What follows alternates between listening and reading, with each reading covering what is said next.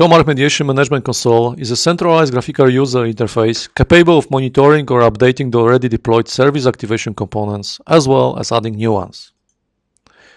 The Management Console includes a number of views, while one of them is called Config Editor. This presentation will show how to create service activation solution using Config Editor, then deploy it on a remote host and finally make it work. Each window of Config Editor represents a single processor, capable of executing service activation scenarios. The window is split into several areas. The biggest area on the right provides space for creating service activation scenario. The scenario can be created by using context menu.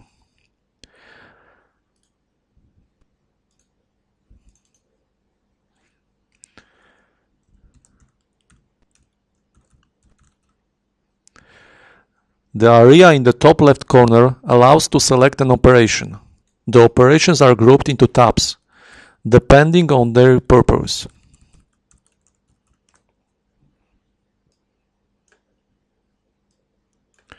The selected operation can be inserted into service activation scenario by dragging and dropping operations icon. The execution order of operations within the same scenario is determined by arrows linking the operations.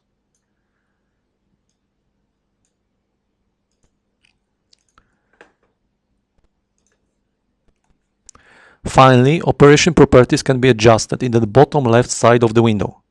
The properties are listed in three tables. The first column of the table gives the name of the parameter. The second one denotes activity state. Setting a property inactive means commenting it out. The third column is a placeholder for the actual value of the property. And the last column denotes if the value is constant value or an expression to be evaluated at runtime, if possible. To configure send request operation, it is required to select the command to be sent to managed device as well as the device to receive the command, i.e. the representation of the remote device to be provisioned. Before selecting the command and the device, both of them should be defined. Let's start with defining the device. The user can name the device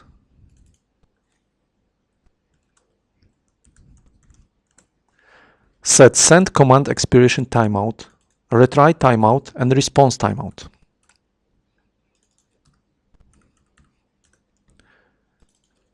The timeout values are given in milliseconds. Later on, it is necessary to select the protocol to be used to communicate with the managed device, for example, SSH. Next, the user should specify host and port of remote SSH node.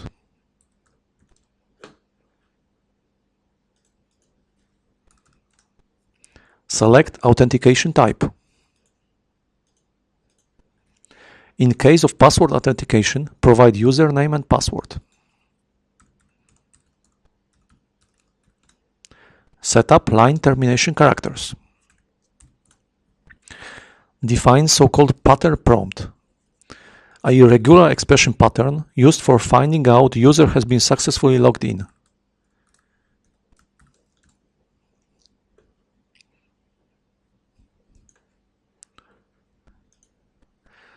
If the remote host sends duplicated prompts, then it is advised to cut off duplicated prompts by setting the appropriate property. Later, the user should define the maximum number of connections to be opened towards the remote SSH host and define the number of permanently opened connections. Then, the user may define the command to be sent to managed device through SSH communication channel. Let's assume the command is to check the free space on a given drive, while the drive will be given as a parameter. The name of the command will be check this space, and the command will be sent to device called beta.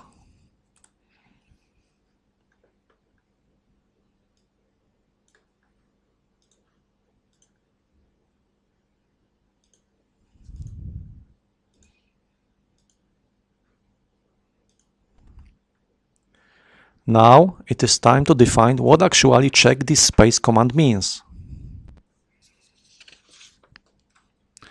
So let's define the list of parameters, including a single parameter called drive.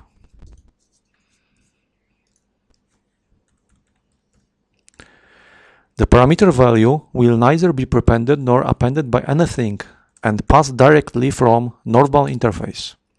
A regex-like notation can be applied here to translate parameter value.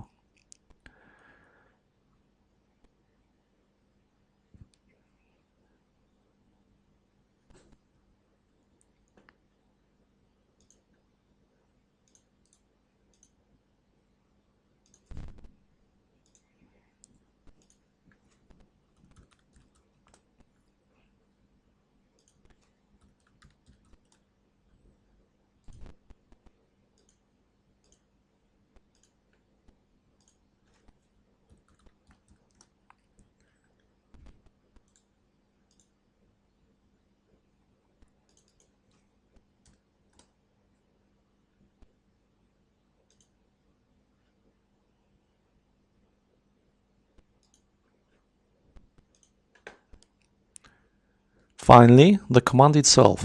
The command executes df-h command with drive parameter provided.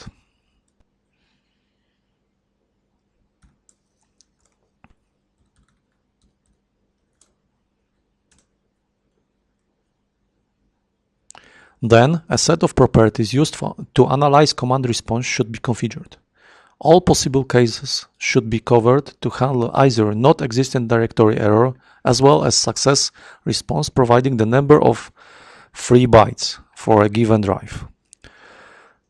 Multi-level regex matches are employed to analyze the response. An alias name can be assigned for each pattern defined. Building the correct patterns is the most challenging activity, while configuring service activation operations. Hence, debug mode can aid a little bit.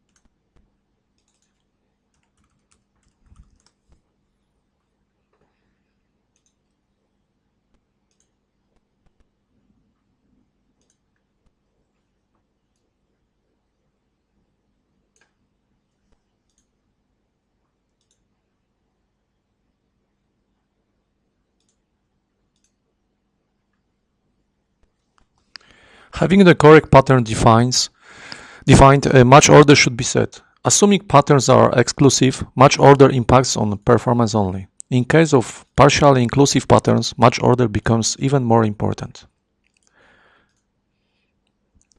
Finally, the user should define what data will be stored by operation in a service activation processor internal data structures, to be later used by other operations within the same processing scenario or even other scenarios.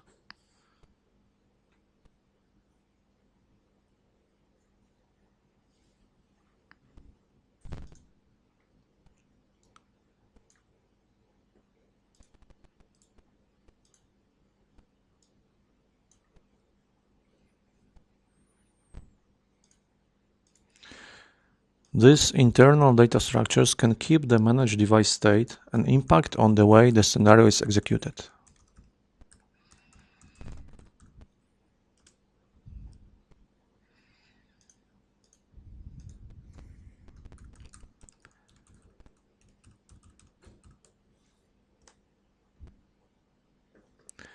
Then the subsequent operation can be configured. When all of the operations are configured and linked by arrows into a processing scenario, it is time to set up the northbound interface used for invoking the processing scenario. The scenario can be, for example, invoked through the use of RMI. This is the default method used in case of the scenario started from Comarch Management Console or Comarch Customer Care. To set up RMI, it is required to provide RMI registry port and communication port.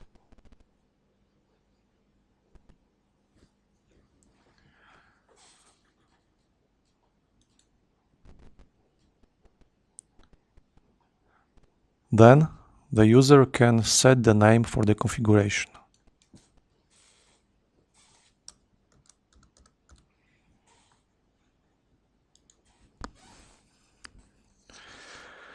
Now it is time to deploy the solution. It is possible to deploy locally or remotely through the use of SFTP.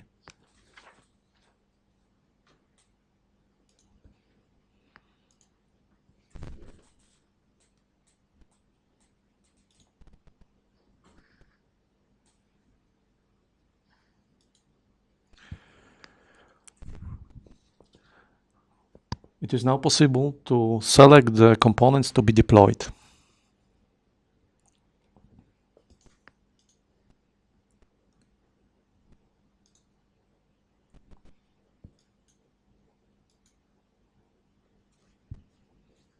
Now deployment is in progress.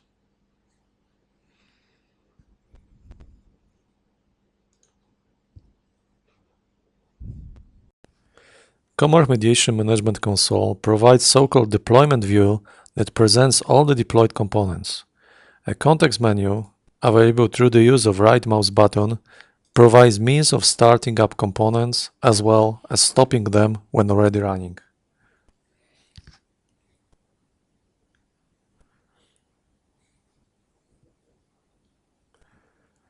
Running components are painted in green, stopped components are gray.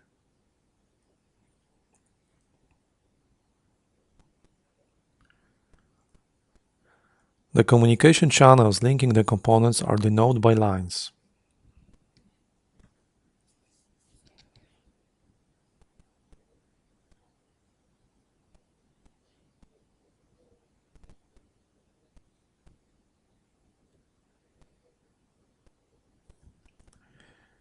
Comarch Mediation Management Console provides the ability of running service activation scenarios by using the appropriate view. To execute the scenario, the user should prepare a request that will be sent to Service Activation Northbound interface to initiate the scenario. Upon the execution, Service Activation will send the response. To prepare the request, the user should press New button and prepare the request. The request should specify a request name known to Service Activation and transaction number.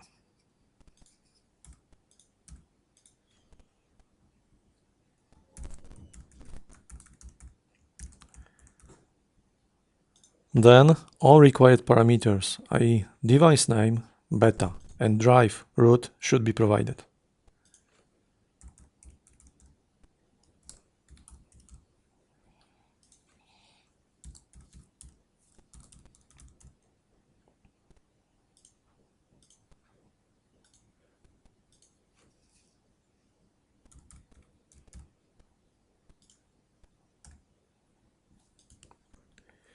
Now it is possible to send the request to Service Activation Northbound interface.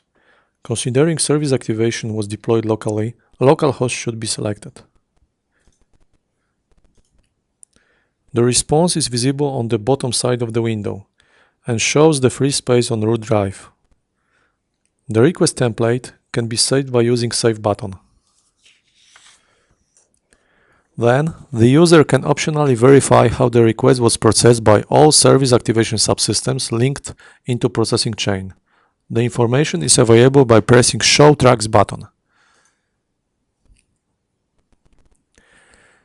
Pressing this button changes Command Mediation Management Console view to Transaction Tracking view.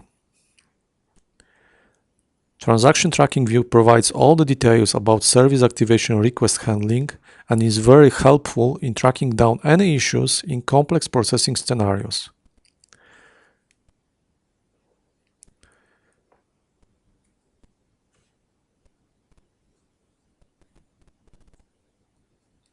Based on transaction track information, a new service activation request can be built.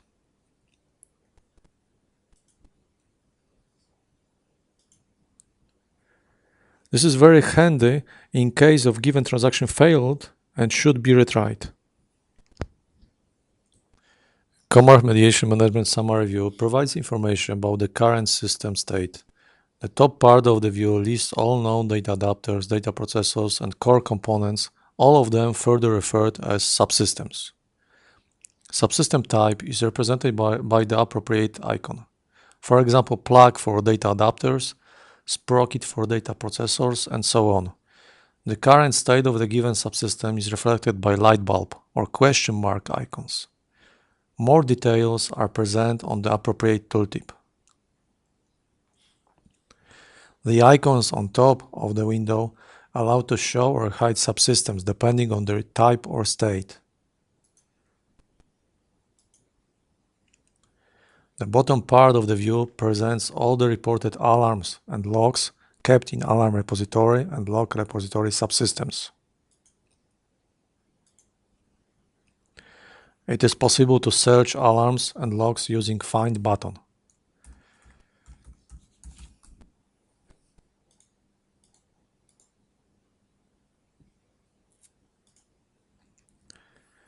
The alarms and logs can be filtered by date.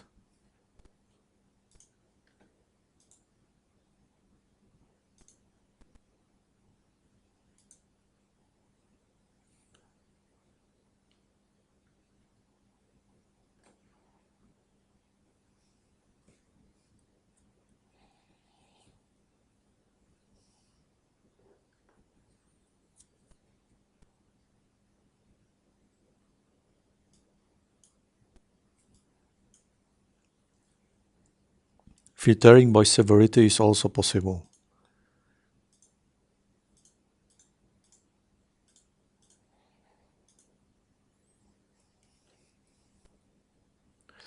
Finally, log and alarm origin can be used by filtering. To view alarms and logs for a given subsystem, the user can tick checkbox just next to subsystem name on the top part of the view.